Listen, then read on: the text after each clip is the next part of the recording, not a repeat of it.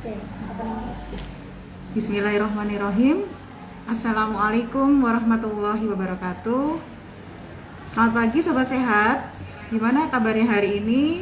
Alhamdulillah bersama saya Dr. Mika. Pada pagi hari ini kita akan memulai live Instagram kembali seperti biasa setiap hari Jumat dengan topik-topik yang menarik di Jumat Berbagi. Pada pagi hari ini kita akan membahas topik-topik yang pasti sudah eh, dinanti-nanti oleh banyak ibu-ibu ya, karena kita berbicara masalah anak ya, khususnya berkaitan dengan masalah gigi, yaitu perawatan gigi pada bayi dan balita.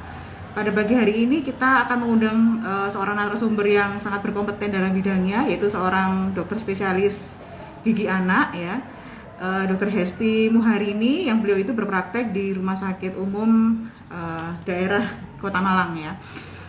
Coba ini akan saya hubungi dulu Dr. Hestinya.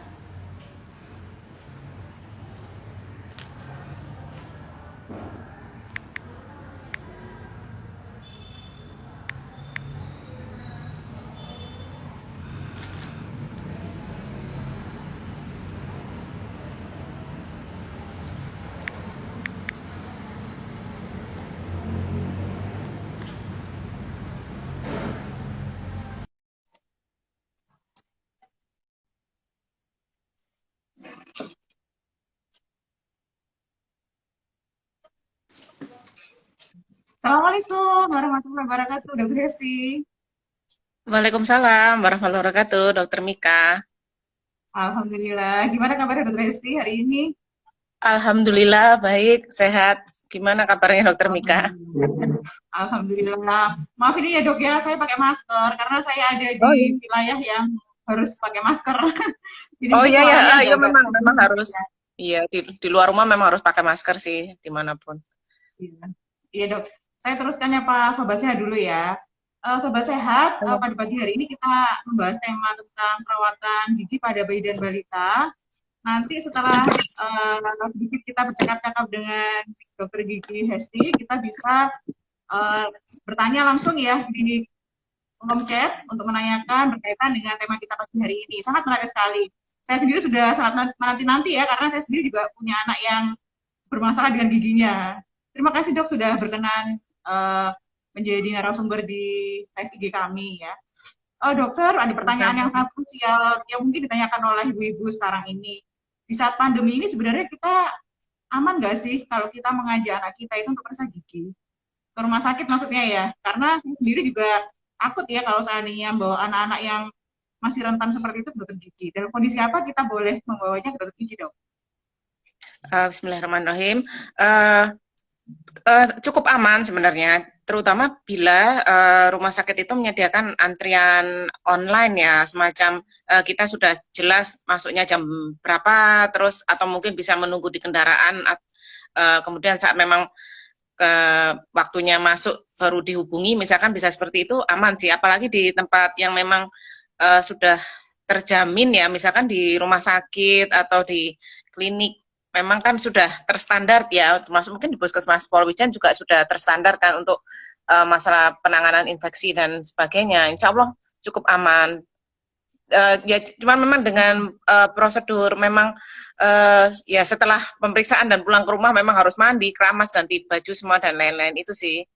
Gitu. Jadi jangan menghindari Iya. atau mungkin juga ada uh, beberapa dokter itu menyediakan layanan online konsultasi secara online. Tapi memang kalau gigi kan selain online memang harus ada tindakan ya beberapa ya. Semoga tidak diharapkan dengan apa ya menyikat gigi yang benar, terus diet juga benar. Mestinya sih nggak sampai lubang ya giginya. Jadi cukup konsultasi via online aja, nggak perlu ada tindakan.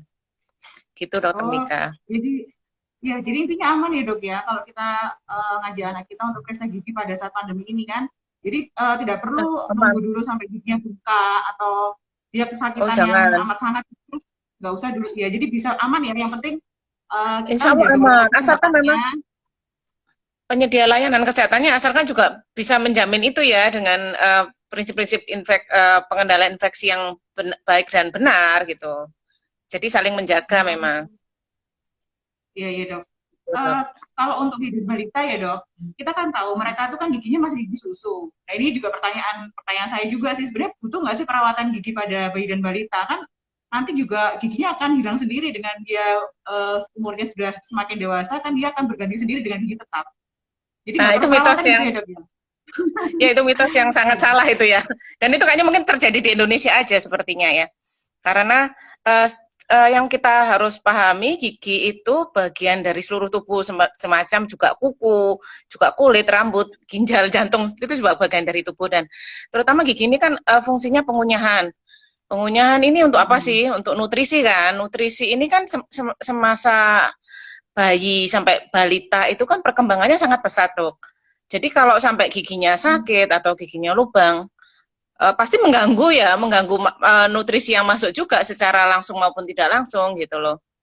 Itu yang memang sudah pernah ada Hmm. penelitian sekitar tahun akhir tahun 2000-an mungkin ya, ada penelitian dari guru besar di UI itu tentang hubungan malnutrisi dengan kondisi karies dan memang itu bermakna ininya. Jadi makin makin parah tingkat kariesnya memang nutrisi dan ininya juga uh, rendah ya ininya kondisi terutama yang dihitung waktu itu perkembangan tulang kalau nggak salah ininya penelitiannya. Jadi Hmm. jangan diremehkan meskipun suatu saat akan ganti itu yang pertama untuk nutrisi memang untuk fungsi pengunyahan. Terus yang kedua gigi susu itu sebagai guide tumbuhnya gigi tetap. Jadi kalau sampai Oh guide-nya gitu.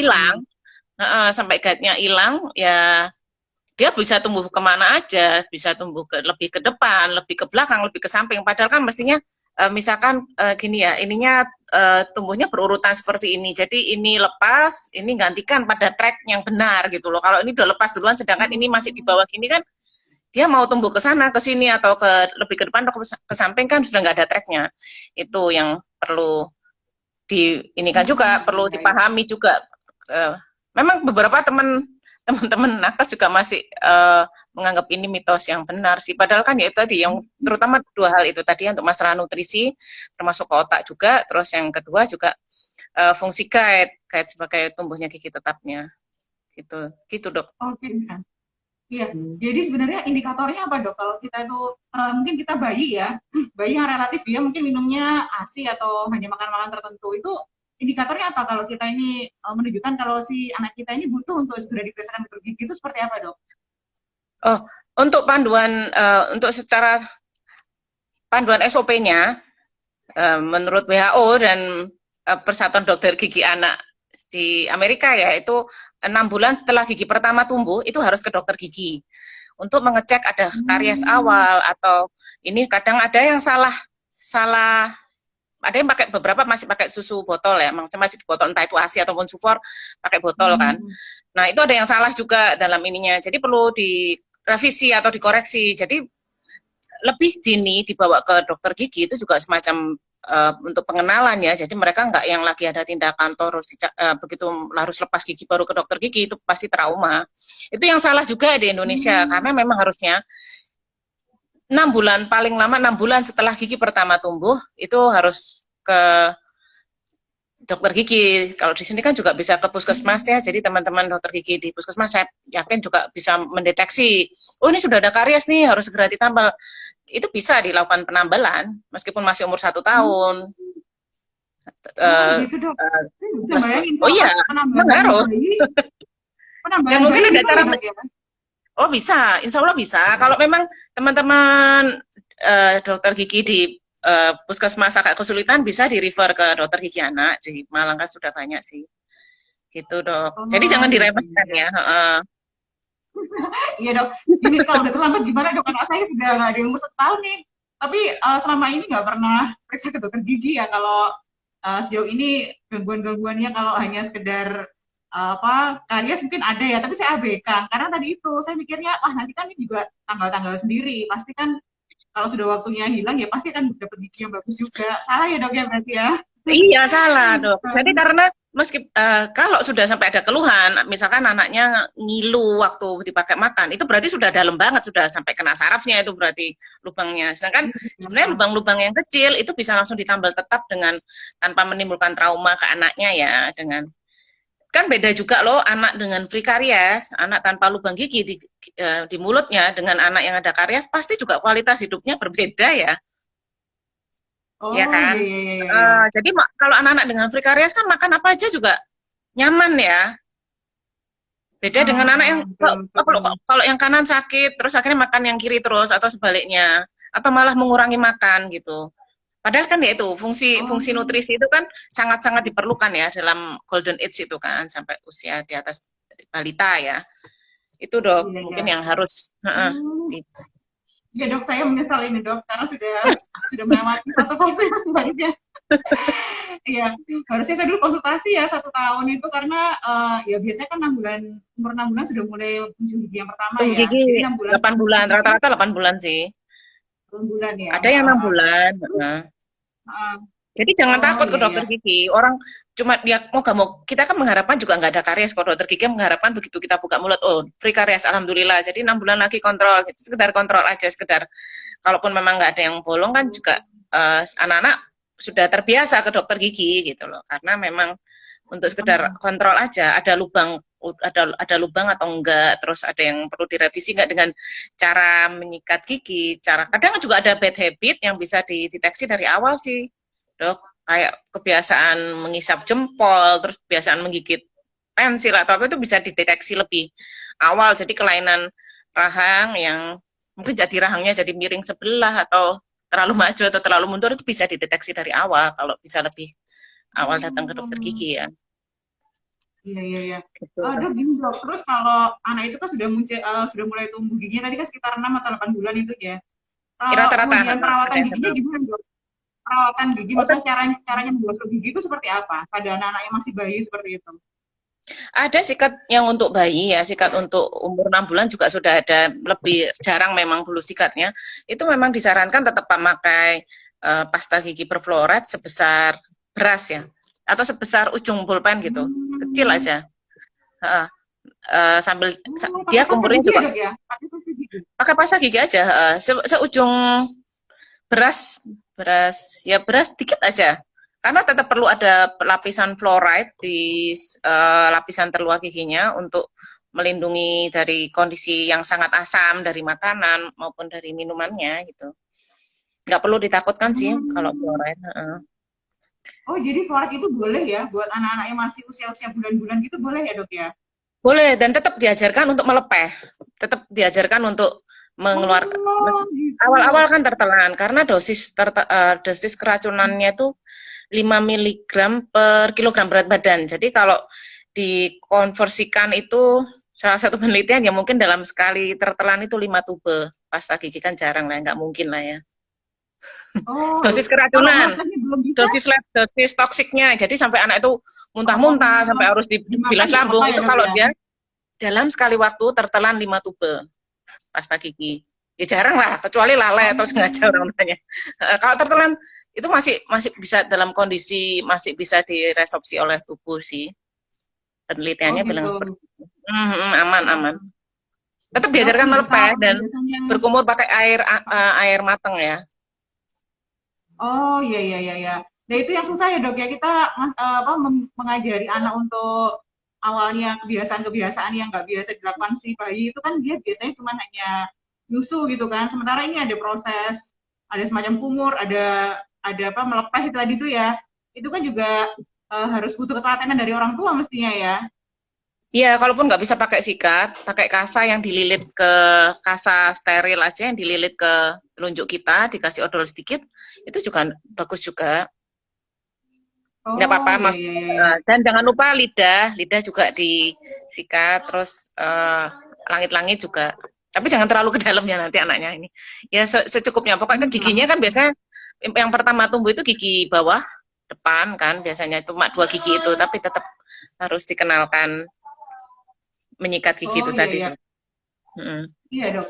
Kalau yang biasa itu kan pada bayi-bayi yang menyusu itu biasanya lidahnya kan putih ya dok ya. Itu sebenarnya juga Mm. harusnya disikat gitu ya. Iya, Kadang itu gampang disikat. dihilangin, kadang-kadang juga susah kayak nempelnya kuat banget tuh di lidahnya atau di langit-langit ya. Itu gimana dok? Tetap itu karena sudah terlalu lama, kayaknya sudah berbulan-bulan itu ya. Jadi kalau awal-awal sih mestinya bisa sih. Iya, iya. Iya, berbulan-bulan kadang sampai berjamur gitu ya. Karena saking Iya, ininya. iya. Oh, Oh, dari awal artinya kalau ini mestinya bisa sih. ah, oh, jadi setiap kali minum itu langsung dibersihkan. Sekali minum dibersihkan gitu ya, Dok, ya mestinya ya. Betul, mestinya. Tapi kalau misalkan kerepotan banget, yang di ini kan minimal 2 kali sehari kan, pagi dan malam sebelum tidur.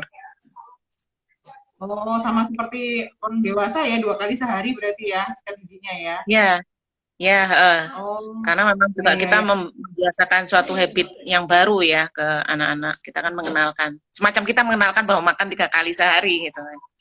Oke, iya, iya, iya. Iya, Dok, ini juga saya apa juga pernah tahu ya di pasien saya sendiri itu kan dia giginya tumbuh pertama kok sudah ada kariesnya ya, Dok ya. Padahal dia kan hanya konsumsinya cuman hanya ASI, tapi dia keluarnya kok giginya kok jadi bukan gigi yang bagus kan. Giginya tuh yang sudah kelihatan kayak ada kerusakan-kerusakannya. Itu kenapa ya, Dok ya? Ada kasus seperti Ah, itu. umur berapa itu, Dok? Benar-benar belum Bayi, makan, cuma bayi ASI aja ya? usia mungkin sekitar 6 bulan gitu, saya pernah lihat dia keluar gigi tapi giginya kok gigi yang nggak bagus ya. Itu kenapa, Dok ya? Mungkin baru terlihat ya, mungkin bisa jadi baru Hmm. terlihat sama dokter Mika setelah ada proses karies itu. Dan ASI itu juga mengandung ada gulanya loh dok, jadi bukan berarti free, nggak ada gulanya sama sekali kan. ASI kan ada manisnya juga kan. Nah itu tetap meskipun Hmm. dia ASI eksklusif, tetap harus dibersihkan gigi-gigi yang tumbuh. Jadi jangan apalagi kalau sudah ada empasinya ya, pasti ada gula tambahan, entah itu dari buahnya atau dari ini pasti ada. Itu sih.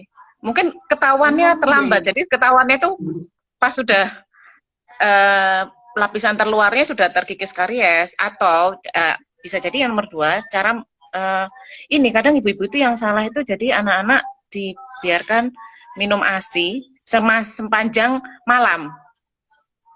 Jadi harusnya kan Hmm. dilepas, begitu anaknya kenyang dilepas dan usahakan sisa ASI di mulut itu ditelan sama bayinya, jangan dibiarkan menggenang di mulut karena Oh, seperti direndam air gula meskipun kadar gulanya lebih rendah dari sufor ya.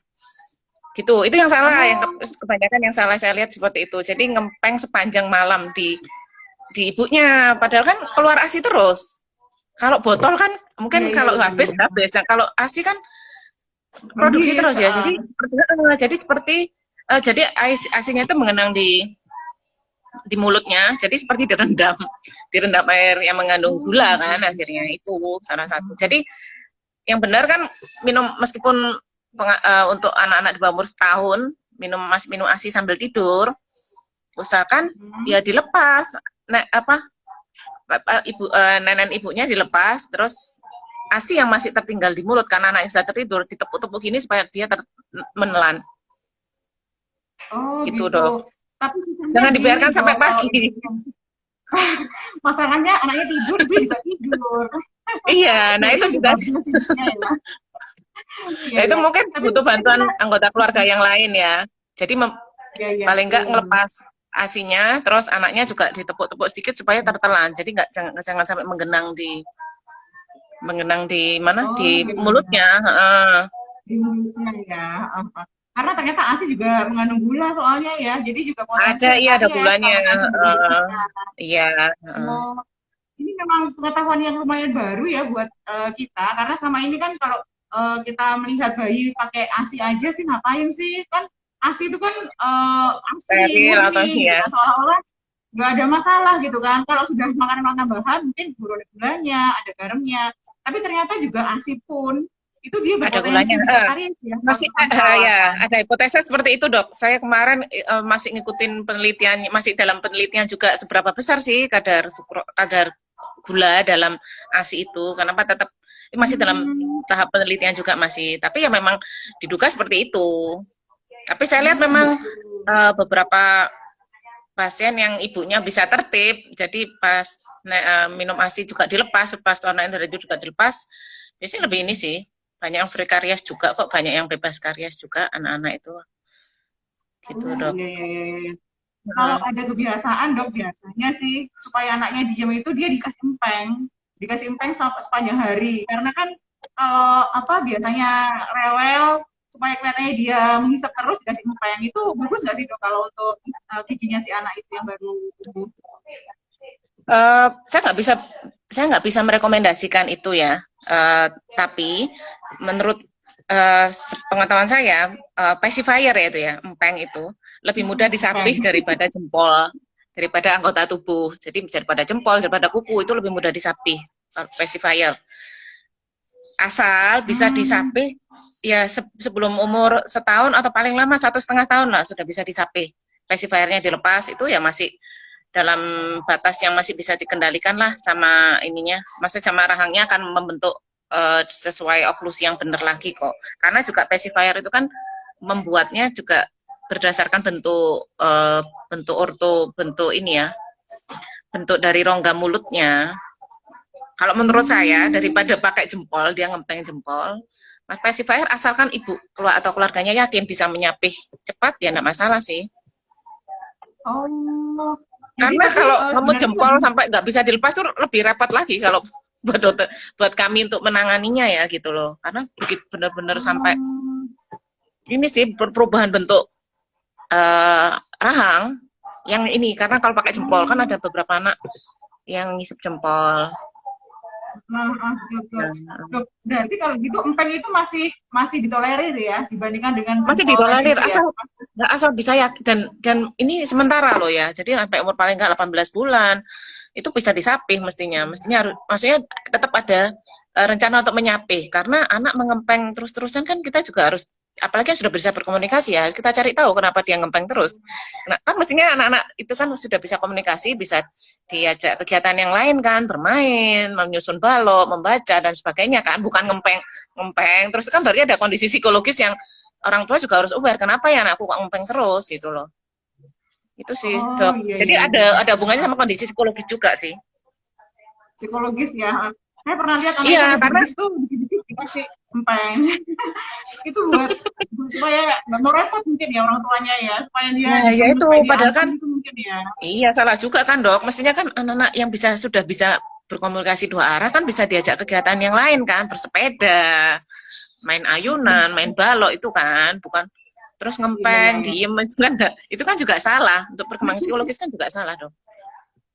Iya, iya, iya. Gitu sih, Dok. Ini Dok, kalau seandainya kita di rumah nih, terus udah gitu ada anak kita ini, taunya kita ini karies tuh dari tanda-tanda apa ya Dok ya? Kan nggak selalu karies tuh yang nggak bisa dilihat kayak lubangnya kan nggak selalu kan. Kalau seandainya yang giginya anak, apa gigi susunya anak itu kira-kira cara melihatnya gimana Dok? Kalau ini ada karies atau enggak itu gimana? Nah, itulah gunanya kontrol ke dokter gigi 6 bulan sekali ya. Sebenarnya kalau anak balita disarankan 3 bulan sekali. Eh, Paling enggak 6 bulan sekali lah, dalam kondisi pandemi ini tetap disarankan 6 bulan sekali untuk tetap kontrol, karena untuk melihat itu tadi ada karies awal atau enggak. Tapi biasanya karies eh, untuk ibu-ibu yang di rumah mungkin kalau nggak sempat ke dokter gigi, paling nggak anaknya waktu makan sudah nggak nyaman, tahu-tahu megang pipi gitu, atau lagi Hmm. beraktivitas, lagi lihat TV atau apa, tahu-tahu megang pipinya. Nah, itu biasanya sudah ada megang pipi atau bibir. Nah, ini biasanya sudah ada karies, biasanya kariesnya sudah dalam biasanya, kalau dengan keluhan seperti itu berarti sudah dalam. Karena sudah mencapai ujung saraf. Oh, Ujung iya, sarafnya, iya, iya, kalau iya. sekedar karies awal, karies yang dangkal sekali, nggak terasa, dia nggak terasa sakit. Ngilu juga enggak, makanya itu perlu ke Hmm. dokter gigi awal, karena untuk karies yang awal yang dangkal Hmm. itu kita bisa langsung tampil tetap. Lebih Oh gitu. mudah, lebih murah juga perawatannya gitu, dan Mm. lebih nyaman Saya kok pernah sebenarnya. pernah lihat ini ya dok ya kayak semacam apa pasta gigi atau apa ya kalau ada karies-karies awal tuh apa bisa ya kayak isinya fluoride atau apa sih? Saya pernah tahu kayak gitu. Itu direkomendasikan nggak dok? Maksudnya pasta gigi yang gimana? Kayak Semua pasta gigi? bukan pasta gigi apa ya? Kayak semacam Oh, krim atau tooth apa mouse, gitu ya? tooth mouse. Iya mungkin ya. Iya iya. Saya nggak Eh, tahu. tooth, Ini ya, tooth direkomendasikan mouse nggak itu dok? semacam tambahan fluoride yang diaplikasikan Heeh. pada gigi, memang tambahan fluoride. Jadi sebenarnya nggak terlalu perlu juga sih, asalkan anaknya yaitu tadi diet yang benar. Maksudnya makan coklat dan permen juga dihindari, dan sikat gigi pagi sama malam dengan pasta gigi berfluoride biasa. Nggak perlu tooth mouse itu. Tapi tooth mouse diperlukan ya untuk anak dengan kondisi karies yang memang progresif ya. Dan itu pun tetap harus sikat gigi. Jadi dalam kondisi mulut bersih, dalam kondisi gigi yang bersih, baru fluoride itu bisa diserap oleh lapisan terluar gigi, yaitu email itu. Kalau giginya kotor, banyak plaknya, ya nggak bisa masuk ke dalam, nggak bisa terserap juga sama emailnya. Jadi tetap perlu ada Jadi gerakan tidak mekanis berupa menggantikan sikat sikat gigi itu, gigi. baru untuk masuk itu baru Oh, bisa diaplikasikan seperti kita pakai obat kumur itu ya, tetap harus sikat gigi dulu kan, oh gitu. baru Ya, obat ya, kumur ya, itu ya. berfungsi gitu dok. Hmm, jadi tetap aja yang utama sikat giginya ya dok ya. Oh iya, sikat gigi sebenarnya simpel banget kok. Sikat gigi pagi dan malam, terus makanan tidak usah dikenalkan apa permen ya, permen dan coklat batang itu nggak usah dikenalkan. Mereka juga nanti umur-umur usia sekolah pasti kenal sendiri sih. Itu sih yang salah kadang, bukan kadang, yang sering saya lihat salah itu seperti itu. Jadi anak-anak diberi hadiah permen atau coklat, padahal mereka nggak minta. Nah, yang mengenalkan ya juga Hmm, anggota keluarga sendiri. Ya pengalaman ya, saya ya, sih ya. kalau karena anak-anak saya nggak saya kenalkan ke permen dan coklat di rumah, jadi mereka kenal waktu mereka usia sekolah ya, jadi masuk TK atau ini mereka kenal dari teman-temannya. Ya alhamdulillah berkarya sih anak-anak. Oh, Itu iya, sih iya, iya, iya, dietnya, iya. dietnya juga. Hmm. Jadi meskipun sikat giginya teratur sehari 5 kali, tapi coklatnya juga kenceng. Malam sebelum tidur juga makan kue coklat, apa coklat-coklat batang itu ya tetap aja sih kalah ininya. Jadi dietnya juga harus imbang Oh, ya. Tidak perlulah jadi yang dikenalin, apalagi yang semua banyak, hadiah terus nah, pemberian yang hadiah banyak coklat dan merusak itu permen itu bagian tidak manis-manis ya sehat. dok ya berarti. Gimana dok? Yang yang sering kali bikin masalah itu berarti yang mengandung glukosa itu ya, yang manis-manis ya berarti ya. Manis-manis, iya, terutama manis-manis yang di, di di dalam waktu lama ya di mulut, apalagi permen yang lengket, yang dikunyah itu, Hmm, terus ya itu coklat batang, kan mereka ngemut ya. Nah iya, itu. iya, iya, iya. Terus penggantian ini Nah, juga kalau tapi saya saya lihat, sendiri, penggantian penggantian sufor dengan UHT. Itu yang saya ini juga ya. oh, Anak-anak balita kan harusnya susunya susu pertumbuhan ya, bukan susu UHT hmm, gitu loh. Ini ada memang beberapa, bukan beberapa, sering saya lihat. Jadi memang, jadi kan harus minum susu dok loh. Iya, nggak apa-apa minum susu. Memang semua balita harus minum susu, tapi kan nggak UHT juga gitu. UHT yang kotak hmm. itu kan gulanya tinggi dok. Kalau dalam Oh iya, perjalanan, iya, oke iya. lah UHT yang siap minum itu. Tapi kalau sehari-hari, kalau anak balita, baiknya susu pertumbuhan itu aja kan. Itu Oke, sih. Saya iya, juga iya, nggak tahu iya. apa direkomendasikan dokter anaknya ya gitu. Ya nggak juga katanya. Karena enak manis kalau UHT suka anak-anak. Ya iyalah soalnya manis banget pasti ya suka. Karena ya Hmm. itulah dikenalkan oleh orang tuanya, dikenalkan oleh anggota keluarganya kan. Oh, Susu. Padahal kan mungkin dari dokter anaknya juga menyarankannya ya susu-susu pertumbuhan kan, yang memang diaduk itu tanpa, ya sudah ada gula tapi kan kadarnya lebih rendah daripada UHT. hmm. Itu juga sih dok. Tapi saya pernah sempat sempat sempat dulu baca atau pernah dengar kan ya, kandungan UHT sama susu pertumbuhan itu kan memang lebih bagusan direkomendasikan di atas 2 tahun pakai UHT. Saya tapi juga nggak ini ya, belum belum ngecek sumber literasi apa sumber jurnalnya yang asli ya, tapi ada beberapa yang justru menganjurkan kalau lebih baik itu yang susu UHT, terutama kalau di atasnya 2 tahun. Ya mungkin itu yang harus kita ini Mungkin ya Pak, direkomendasikan, tidak direkomendasikan ya, untuk di bawah 2 tahun, Dok. Bukan direkomendasikan iya untuk di benar. atas 2 tahun. Iya, iya betul. UHT itu 2 tahun ke atas kan ya. Iya. Dok, ini Jadi kan pengalaman saya sendiri ya, Dok ya. Pengalaman saya sendiri gimana? itu anak saya itu ada yang dia rajin sikat gigi, ada yang kurang rajin sikat gigi. Tapi justru yang rajin sikat gigi kenapa kok tambah kariesnya tambah banyak ya, Dok? Padahal dia rajin sekali dan dia tuh selalu nggak pernah lupa kalau pas waktunya dia bisa makan yang manis dia gosok gigi. Kalau mau tidur dia gosok gigi, tapi dia kariesnya banyak.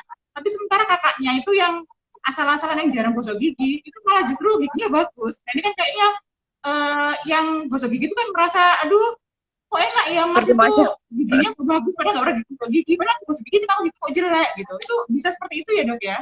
Bisa karena dietnya tadi mungkin pengenalan makanan itu tadi semacam permen, coklatnya juga pengenalannya lebih dini untuk adiknya ya. Si adik mungkin lebih kenal lebih. Kakaknya mungkin dulu kenal coklat, kenal permen mungkin usia 4-5 tahun. Sedangkan adiknya umur 2 tahun mungkin sudah kenal permen dan coklat itu, jadi dikonsumsi Hmm, juga kan. Itu bisa jadi yang pertama seperti kayaknya itu. sama aja. Oh Sama. iya Terus iya. yang kedua, mungkin waktu memang salah satu pembentukan gigi sulung itu kan waktu dalam janin ya. Jadi Hmm. nutrisi ibunya waktu hamil, apakah asupan kalsiumnya sama dengan kakaknya? susunya, Oh, ibunya, ibu hamilnya, ibunya.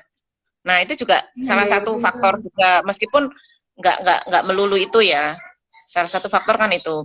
Ibu-ibu yang ibu-ibu hamil dengan kekurangan kalsium memang rentan anak bayinya itu nanti punya gigi yang struktur emailnya nggak akan lebih rendah juga komposisi kalsiumnya. Karena kan gigi dibentuk dari Hmm, kalsium juga. Ya, itu juga, Dok. iya iya iya. Jadi waktu Oh, hamil jadi juga harus bisa begitu. diperhatikan. Oh iya iya iya. Ya mungkin betul betul dok. Saya kalau anak pertama mungkin kan lebih ini ya, lebih fokus ya. Jadi minumnya kan yang Iya. mesti susu hamil atau semua. Yang anak kedua, ketiga itu biasanya bablas itu. Jadi memang kelihatan Iya. kelihatan apa giginya kualitasnya beda sama kakaknya. Padahal secara mungkin Iya, apa komposisi asupannya sama. komposisi itunya berbeda, komposisi emailnya, komposisi susunan Betul ya. emailnya, matriks ya, matriks kalsiumnya. Oh, Ya, kan disusun oh waktu gitu. dalam janin, ya, lagi kita hamil itu pembentukan sudah termasuk pembentukan gigi tetap, pembentukan gigi susu. Itu, Dok. Oh, iya iya, oke oke. Dok, ini ada yang bertanya, kalau seandainya ada dia punya bayi, bayinya sudah diajarin gosok gigi, tapi namanya bayi kan dia menolak ya. Ada tips khusus nggak dok? Kira-kira gimana supaya bayi ini dia bisa kooperatif nih disuruh sikat gigi? Karena kan tadi bilang kalau semakin awal perawatan gigi kan semakin bagus untuk mencegah karies nih. Tapi anaknya ini nggak kooperatif karena bayi ini kan ya kita nggak ngerti maunya apa kan ya. Dan itu orang tua sampai kewalahan nyuruh apa maksudnya untuk mengkondisikan anaknya itu untuk mau digosok giginya itu ada tipsnya khusus nggak dok? Kita harus tahu dulu sih kenapa anaknya nggak mau. Misalkan, pertama bisa jadi mungkin sudah ada yang bolong atau giginya sudah rusak sampai gusi. Jadi begitu disikat pasti sakit kan, karena yang disikat jadi gusinya. Terus yang kedua, bulu sikatnya.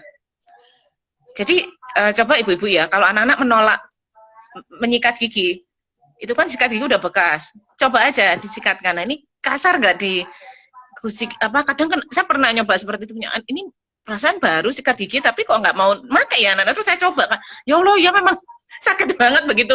Meskipun yang ada mainannya ataupun yang apa ya, yang mahal pun itu kadang juga belum tentu nyaman begitu dipakai nyikat gigi. Hmm. Jadi coba bulu sikatnya. Kalau Oh. saya sih kemarin saya nemu satu merek sih yang uh, recommended ya, tapi saya nggak endorse sih. Itu tapi memang karena saking lembutnya bulu sikatnya, jadi mungkin 2 minggu dipakai juga sudah mekar, harus ganti lagi memang. Tapi nyaman anak-anak memakai itu. Terus Gitu. uh, yang kedua ini, yaitu selain mungkin juga ada gigi yang sudah bolong atau sudah mencapai kerusakannya sudah sampai gusi, jadi mungkin waktu disikat juga sakit. Nah, terus yang kedua, Hmm. ini lagi berikutnya, anaknya bayi sudah bisa duduk berdiri atau masih benar-benar bayi yang harus digendong gitu. Sebenarnya sih Hmm. nggak ada masalah kalau pakai 2 sikat ya. Jadi misalkan mamahnya pegang 1 sikat, si adik pegang 1 sikat, terus dalam apa ya, dalam kondisi diajak bermain. Kita kan pengen tahu, harus dicari juga sih anaknya nggak mau kenapa. Kadang perlu wastafel juga mungkin. Karena beberapa anak kan nggak mau, udah malam terus diajak sikat gigi ke dalam kamar mandi, basah lagi itu kan nggak mau. Ada beberapa yang seperti itu juga. Itu kan harus dicari sih, dievaluasi. Terus ya bisa sambil lagi kalau anaknya kondisi moodnya bagus, itu kan ada beberapa buku edukasi tentang menyikat gigi. Itu sambil mungkin bisa dibacakan dongeng atau cerita tentang menyikat gigi itu sih. Tuh. Iya. Jadi Jadi kalaupun perlu menolak, sambil kalau paling gitu ya. baik kalaupun bayi masih bisa digendong kan masih bisa telunjuk kita masih bisa masuk ya dengan kasa itu. Kasa yang dimasukkan ke Hmm. telunjuk terus diberi pasta gigi sebesar beras itu tadi yang kecil aja terus disikatkan aja, tetap sikatkan. Meskipun anaknya nggak mau mangat tetap aja dimasukkan bisa kan. Dimasukkan di Oh tepi-tepinya gini gitu. lagi mingkem gini kan anaknya tetap masih bisa masuk sebenarnya. Itu sih. Betul betul betul. Iya iya iya. Dok, kalau gitu tadi Atau kan kalau sempat anaknya sudah bisa dibilang kalau berdiri, ternyata juga heeh. Enggak, tadi kan dibilang kalau tergantung juga sama jenis sikat giginya ya. Kalau gitu tipsnya iya. untuk milih sikat gigi yang tepat untuk anak seperti apa, Dok? Yang tadi itu yang nyaman dan anak itu relatif penolakannya lebih kecil. Itu seperti apa, Dok, sikat gigi yang direkomendasikan? Yang lembut aja sih, Dok. Kalau saya biasanya pakai yang Oral-B memang lumayan ini sih, bagus sih selama ini. Saya, Oral B. mungkin beberapa bisa Nanti dicoba, deh, Dok. Dok. Jadi Lihat nyebutkan nanti. merek ya, maaf ya. Saya bukan endorse ini. Mungkin sambil dicoba aja yang ada beberapa di toko bayi itu ya, yang sambil dicoba bulu sikatnya lembut gak waktu kena, misalkan mungkin kena tangan kita sedikit gini, kalau agak kasar ya pasti sakit, lebih sakit lagi kalau kena gusi. Apalagi kita kan nggak tahu ya giginya sudah bolong apa nggak di dalam itu. Kalau kena sikat bisa jadi sakit juga sih memang, karena itu harus diperiksakan ya memang kalau sudah seperti itu. Gitu, karena Iya, kita iya, harus iya. tahu penyebabnya apa sih nggak mau sikat gigi ini gitu loh. Gitu dong. Iya, iya. Dok, kalau misal anak itu sebenarnya bisa nggak sih ada karang gigi? Kalau selama ini kan biasanya karang gigi orang dewasa. Kalau anak-anak bisa nggak sih dok karang gigi itu? Anak kecil kalau plak itu sering terjadi ya. Plak itu sisa makanan yang tidak disikat selama 7 hari. Biasanya ya membentuk jigong, apa istilah kita jigong yang tebel banget, itu plak. Itu sisa makanan yang berhari-hari nggak kena sikat. Itu kalau dibiarkan terlalu lama, akhirnya menjadi karang gigi. Kalau karang gigi ini sebenarnya jarang terjadi sih di anak-anak. Jarang banget terjadi, kecuali kondisinya parah sekali atau ada kelainan apa di ginjal, itu biasanya ada sih yang sampai karang giginya tebel yang seperti orang dewasa, karena anak-anak ini kan salivanya masih terbilang banyak, jadi self cleansing di giginya itu mestinya lebih lebih cepat daripada orang dewasa. Itu jarang, kalau karang gigi jarang, tapi kalau plak sering terjadi karena itu tadi nggak kena sikat atau sikat giginya kurang ke belakang gitu. Gitu dong. Maaf dok, saya bingung sih antara plak sama karang gigi itu beda ya?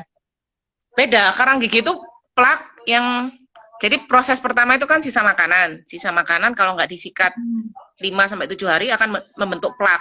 Yang kita istilahkan biasanya jigong itu. Biasanya ada di ujung, sebentar ya saya ambilkan model ya. Nah, iya dok. Biasanya ada di ujung-ujung sini kan. Ada jigongnya itu. Iya, iya, betul, Nah, betul. coba dikerok pakai apa ya? Pakai mungkin sendok kali ya. Kalau bisa dikerok sendok terus ada putih-putihnya di sini itu plak. Sedangkan kalau karang gigi itu warnanya kuning, keras seperti batu di sini juga biasanya. Dan di bagian yang nggak kena sikat biasanya. Biasanya kan kelupaan disikat. Ini kan harus disikat semua nih mestinya. Ini kan harus disikat juga nih dok. Nah, kelupaan kan biasanya ini. Nah, karang gigi biasanya terbentuk di sini di bagian dalam yang nggak kena sikat ini. Contohnya ini nih karang gigi, bisa warnanya kuning tua atau hitam seperti ini.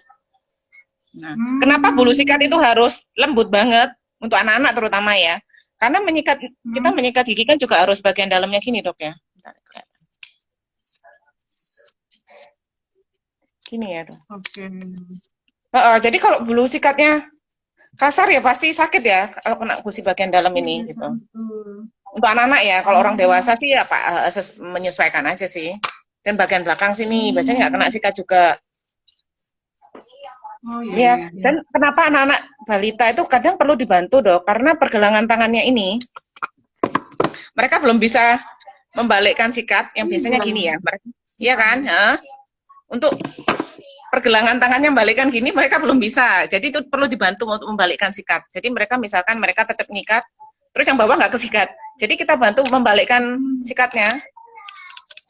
Kita bantu arah sikatnya, kita bantu balikkan. Kalaupun mereka ada beberapa anak yang memang harus kita sikatkan, ada yang malah nggak mau dibantu kan. Ada yang beberapa anak seperti itu, malah nggak mau, enggak aku mau sikat gigi sendiri, tapi padahal cuma atas aja atau bawah aja. Nah itu yang kita bantu untuk membalikkan sikatnya. Jadi dari posisi bawah, karena ini tadi pergelangan tangan anak-anak motorik halusnya kan masih belum ini ya, jadi untuk gini kan dia masih susah kan. Nah itu yang kita yang membantu sih, dari arah gini kita putar ke atas gini, atau sebaliknya dari atas kita ke bawah gini, karena anak kan taunya gini aja kan, taunya arahnya gini aja. Tapi susah dok kalau nyuruh anak yang mereka pasti nolak kan kalau kita bantu, karena kan berhubungan sama mulutnya itu kan mereka pasti sudah langsung reject duluan, biasanya begitu. Iya, jangan direbut juga sih sikatnya, tetap itu aja dibalik, karena mereka biasanya yaitu atas aja disikat sampai yang bawah ini lupa membalikkan gini, karena ini tadi salah satu kekurangan karena pergelangan tangannya belum bisa memutar sebaliknya. Anak-anak loh ya. Kalau orang dewasa kan bisa sih dok mestinya. Maksudnya anak-anak ini kan termasuk yang kita bicarakan anak-anak yang sehat ya. Belum lagi anak-anak dengan Down syndrome, cerebral palsy itu kan tetap harus bersih giginya. Dan saya pernah lihat di beberapa YPAC ya, itu free-karies loh mereka. Jadi saking saking telatennya terapi sama orang tua sampai ya Allah ini anak sehat aja nggak seperti ini ya kadang. Mestinya bisa. Ini gitu. kan Iya, iya. alhamdulillah anak sehat kan ya, maksudnya nggak perlu sampai dibantu orang lain. Gitu sih dok. Ya.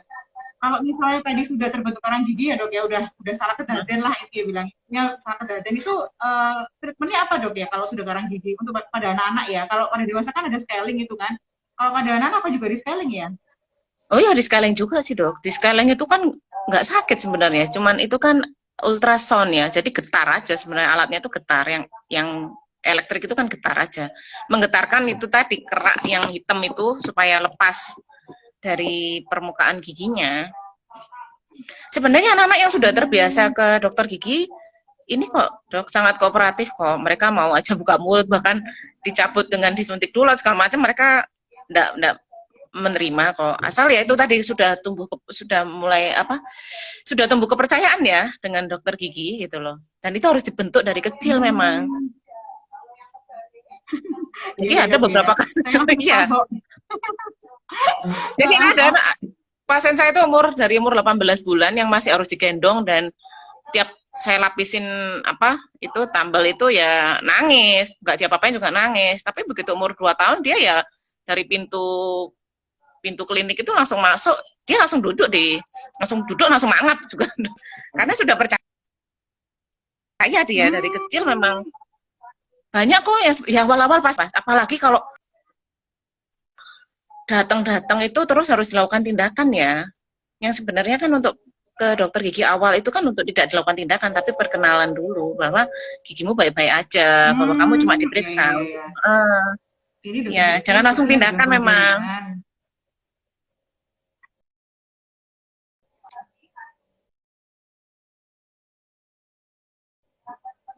Jaringan ya dok? Sempat hilang sebentar tadi. Enggak, jaringannya sedang ada gangguan tadi ya. Gak apa-apa. Lanjut aja dok, lanjut. Jadi tadi intinya kalau anak-anak itu sebenarnya masalah psikologis aja ya, dia itu bisa ke dokter gigi dengan tenang. Kalau dia sudah biasa, dia merasa nyaman dengan dokter giginya, pasti dia akan ke dokter gigi bisa menerima kok. Dokter Hesti sepertinya jaringannya karena kita nggak menyakitkan. Ya kalau nggak percaya, kalau belum percaya, ya pasti siapa sih yang orang dewasa aja tahu-tahu disuruh buka mulut di depan orang yang nggak dikenal pasti nggak nyaman ya, apalagi anak-anak gitu kan. Apalagi kalau anak-anak datang dalam kondisi sudah bengkak gitu kan, kami kan terpaksa melakukan tindakan emergensi ya, terpaksa harus kami buka open bore lah istilahnya ya, supaya nanahnya keluar. Meskipun itu nggak sakit, tapi pasti ya nggak nyaman. Buka mulut terus disemprot air, disorot lampu kan pasti nggak nyaman. Jadi mendingan memang dari awal anak-anak 6 bulan dari gigi pertama tumbuh dibawa ke dokter gigi hanya untuk mengecekkan, dok anak saya ini karies nggak gitu. Kalaupun nggak karies, 6 bulan lagi datang itu anak-anak kan sudah aku ke dokter gigi nggak ngapa-ngapain kok, cuma mau dilihat dihitung giginya gitu kan. Kalaupun ada karies biasanya kalau 6 bulan setelah tumbuh gigi pertama biasanya karies awal lah ya, yang bisa langsung dilapisin dengan tambelan, nggak perlu menyakitkan atau sampai buka mulutnya yang terlalu lebar gitu sih dok. Oh iya dok. Ini lumayan banyak dok pertanyaan yang masuk di kolom chat ya. Saya bacakan salah satunya. Dok, kalau saat ini perawatan scaling dengan fluoride pada saat pandemi apa harus segera atau nanti tunggu sampai pandeminya selesai dok? Karena harusnya ini jadwalnya Februari, ini si ibu ini kayaknya sudah dijadwalkan Februari, tapi karena galau antara bawa anak ke rumah sakit itu apakah bisa di pending gitu maksudnya ya, tapi sudah dijadwalkan bulan Februari. Kalau ini perawatan scaling kira-kira apa harus segera atau bisa ditunda dok? Sebentar nih, scaling kok sama fluoride ya, sebentar. Bisa jadi sebentar, ini ada 2 kegiatan di sini. Scaling itu sendiri, aplikasi fluoride itu sendiri. Ini sudah setahun berarti mungkin ya. Mungkin bisa konsultasi online aja dulu. Konsultasi online bisa. Atau kalau memang ini tetap kontrol juga nggak masalah sih, ke pusat itu tadi ya, ke center-center yang memang sudah terjamin pengendalian infeksinya baik. Insya Allah aman sih. Ya, asalkan tadi dengan protap-protap itu tadi ya, memang tetap memakai Ya, ya, ya. masker, terus menjaga jarak. Kan hampir kita juga nggak pernah mendengar lah penularan antar pasien di ruang tunggu, kan belum inilah. Muka-muka ya nggak terjadi ya, tapi nggak usah berlebihan sih. Maksud saya masih bisa ditangani lah ini. Penyebab penularan COVID kan bukan begitu saja dari kita duduk di ruang tunggu lah, atau ini seperti itu. Atau mungkin bisa dihubungi dokternya, dok, kira-kira gimana? Saya mungkin bisa terjadwal jamnya pas. Jadi waktu kami bisa nunggu di kendaraan aja, di mobil dulu. Nanti waktu kami giliran masuk baru kami dipanggil, bisa nggak seperti itu? Nggak apa-apa sih, tetap ini. Karena kalau nunggu di Indonesia kan, dokter Mika tahu sendiri ya, kayaknya next time banget. Mungkin anaknya sudah SD baru pandeminya selesai kalau di sini. Betul, betul, betul. Ini saya beralih lagi ke pertanyaan yang lain ya dok, tentang ini ada ibu, anaknya usia 10 tahun, setiap kali gosok gigi selalu berdarah. Kalau menggosoknya lama, padahal udah pakai sikat gigi yang baru. Ini apa ya sebabnya dan gimana cara ngatasinya? Tentang gigi yang Nah, berdarah. Tapi sebenarnya bukan karena gosok gigi, bukan karena sikat giginya sudah lama ya, karena ini dikatakan baru baru dibeli sikat giginya. Gimana dok? nah, gosok gigi selalu berdarah itu kan berdarahnya bisa jadi dari dua penyebabnya, dari memang ada lubang di gigi yang ada polipnya. Jadi polip di lubang giginya itu juga sering ini ya, kalau kena sentuh juga keluar darahnya, itu polip. Yang kedua bisa jadi gingivitis, jadi ada radang gusi. Nah, itu kita nggak tahu penyebabnya, kan kita harus cari kenapa berdarah. Nah, itu mungkin harus diperiksakan juga sih. Terus juga sikat baru tadi nggak menjamin memang uh, lebih lembut ya. Makanya yang prinsipnya harus lembut, bukan baru atau mahal, tapi yang lembut. Jadi bulu sikatnya lembut. Jadi waktu disikatkan nggak sakit. Itu sih mungkin perlu diperiksakan juga sih dok. Ininya, kenapa selalu berdarahnya itu, bisa jadi gingivitis juga bisa sih. Kalau 10 tahun sih beberapa kan sudah tumbuh gigi tetap juga. Bisa jadi proses tumbuh gigi tetap itu kan juga ada fase di mana gusinya itu masih bengkak sedikit. Nah, itu kalau disikat juga mungkin juga bisa berdarah juga, atau ada polipnya juga gitu, dok. Oh, jadi intinya ini sebenarnya udah tanda-tanda bahwa harus ke dokter gigi ya dok ya. Kalau udah dia sering Iya, berdarah, padahal, ya ya ya ya. Terus ini dok yang seringkali masalahnya para mama itu ya. Kalau anak itu gigi susunya belum goyang, tapi sudah ada gigi tetapnya sudah tumbuh, itu harus gimana? Apa harus segera dicabut nih yang gigi susunya? Ini saya sering banget ini di anak saya sendiri juga begitu ya. Jadi gigi susunya itu belum goyang, tapi sudah ada gigi tetapnya udah muncul kayak kesundulan ya. Itu gimana dok? persistensi. Oh, itu ya harus dicabut sih, dok. Goyang nggak goyang, kalau memang sudah tumbuh gigi tetapnya harus dicabut memang. Tapi kan letaknya ya itu harus diperiksa juga sih, benar. Kadang kan orang mengira ini gigi penggantinya, padahal bukan, ternyata gigi sebelahnya. Karena saking berjejal giginya kan ada, kalau giginya rata, rapi, seperti ini sih, mungkin kalau ada gigi tumbuh di sini, berarti gigi susunya yang harus, tapi kan ada yang berjejal-jejal. Jadi kita nggak tahu yang itu gigi tetap atau gigi penggantinya, atau sudah malah sudah ada gigi tetapnya. Itu gigi tetap dan gigi tetap, bukan gigi susu dan gigi tetap, gitu. Gitu dok, diperiksakan aja. Dicabut ya dok ya, harus segera dicabut ya kalau gitu ya. Iya, harus segera dicabut. Ini juga sih dok, kadang manusia modern itu kan lebih melunakkan makanannya.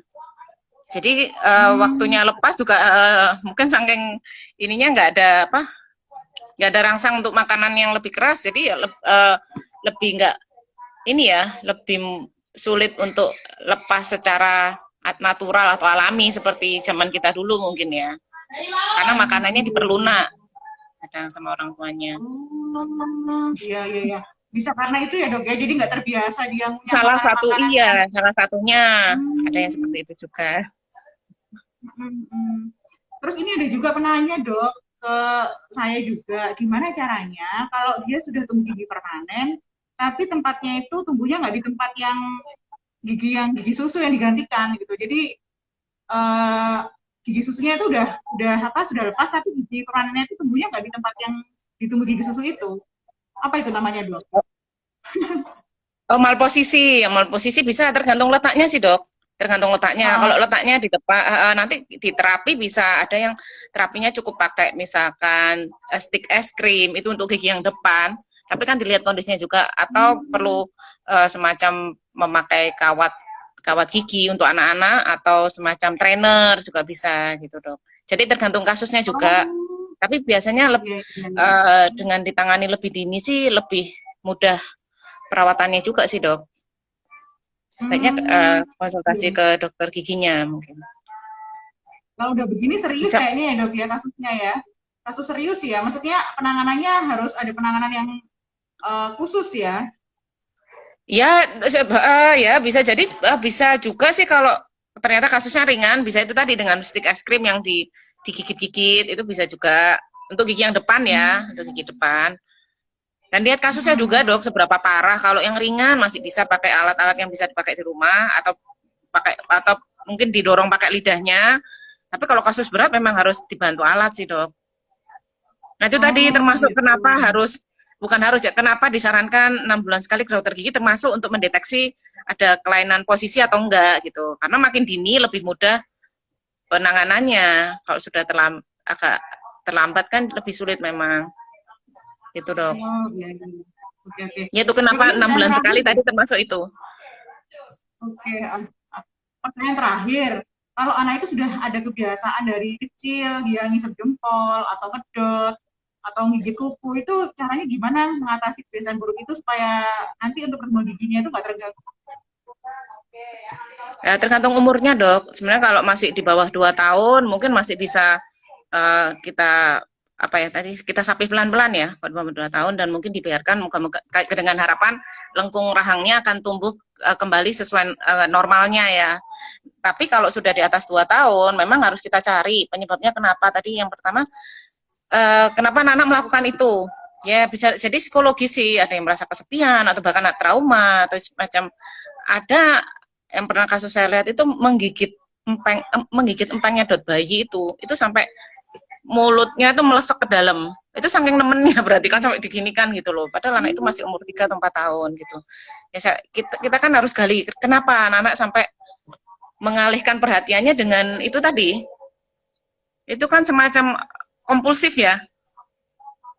Nah, itu kalau memang bisa dua arah dan bisa dicari kenapa seperti itu. Nah, kalau memang untuk terapinya ya kalau jempol biasanya sih awal-awal kita sarankan mungkin pakai dikasih semacam plester gitu. Jadi anak nggak nyaman ngisep jempolnya lagi. Tapi kan begitu makin besar anaknya kan makin ngerti. Plesternya dilepas, dok. Gitu. Hmm, Nah kalau nggak berhasil juga ya biasanya pakai alat sih dok.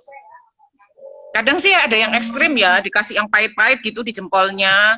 Terus jadi anaknya pas ngisep takut gitu atau dikasih apa warna di ininya di jempol atau di kukunya supaya anaknya takut waktu ngisep jempol. Tapi kan begitu usianya makin bertambah kan dia ngerti oh ini cuman bohongan kok gitu. Itu sih dok. Jadi kompleks sih penanganannya termasuk kondisi psikologisnya juga. Tapi kalau memang tetap ini nanti ada alat yang memang harus dipasang di giginya untuk mengurangi bad habit ya oke, iya, iya, iya. Iya dok, gitu terima dok. kasih sekali waktunya. Ini untuk yang terakhir mungkin Dokter Hesti ada closing statement untuk kami-kami para ibu ini ya untuk menjaga kesehatan gigi bayi dan balita. Ada tips khusus nggak dok? Monggo disampaikan di closing statement sedikit aja. Oh ya, terima kasih. Buat ibu-ibu dan yang sedang menyaksikan ini ataupun tenaga medis yang melihat ini ya, uh, kami dari dokter gigi anak nitip pesan supaya terutama untuk ibu hamilnya juga tetap mengkonsumsi makanan dengan gizi seimbang, jangan lupa minum susu juga untuk pembentukan gigi susu maupun gigi tetapnya ya. Terus yang untuk itu tadi yang jangan lupa anak-anak bayi begitu tumbuh gigi 6 bulan setelah tumbuh gigi pertama itu kami sarankan langsung datang ke dokter gigi terdekat untuk sekedar memeriksakan apakah anak saya ada karies atau sudah benar nggak dietnya ini gitu. Itu meskipun meskipun nanti akan berganti gigi tetap harus diperiksakan itu tadi dok. Terus jangan dikenalkan makanan dengan tinggi gula ya, semacam permen, coklat batang, jangan dikenalkan di rumah karena nanti usia sekolah juga pasti kenal kok anak-anak. Gitu. Jadi kalau udah anak-anak udah biasa dikasih hadiah permen atau sudah biasa mengunyah permen dari kecil, itu kita membentuk habitnya dia loh, Dok. Jadi nanti dia pun misalkan kuliah di luar kota, karena habitnya dari kecil itu cemilannya permen, dia tetap akan makan permen. Jadi meskipun pakai gigi sudah ganti gigi tetap, dia akan tetap mengkonsumsi permen untuk cemilannya, karena kita yang membiasakan dia dari kecil seperti itu. Gitu. Iya. Iya. Mungkin itu sih, Dok. Yang Ya, terima kasih banyak Dokter Hesti. Mudah-mudahan sama-sama Dokter Mika. waktu kita bisa ketemu lagi ya Dok ya. Jangan bosan-bosan kalau kita undang di acara KCJ ini ya. Udah Dok, sama-sama senang berbagi. Kami moga sehat-sehat semua juga di Puskesmas Palawijen. Amin, Allah amin. Bagi sobat sehat, terima kasih sudah berpartisipasi. Bagi yang sudah bertanya di kolom chat, terima kasih. Jangan lupa live IG ini setiap hari Jumat, insya Allah dengan narasumber-narasumber yang asik-asik ya, untuk membahas masalah-masalah kesehatan dari masalah COVID atau masalah yang lain ya. Insya Allah kita akan ketemu lagi minggu depan. Semoga ada manfaatnya apa yang sudah kita diskusikan pada pagi hari ini. Saya sebagai host, saya mohon maaf. Terima kasih Dokter Hesti. Sama-sama Dokter Mika. Ya. Insya Allah. Ya. Salam buat teman-teman di Puskesmas Palawijen. Waalaikumsalam warahmatullahi wabarakatuh.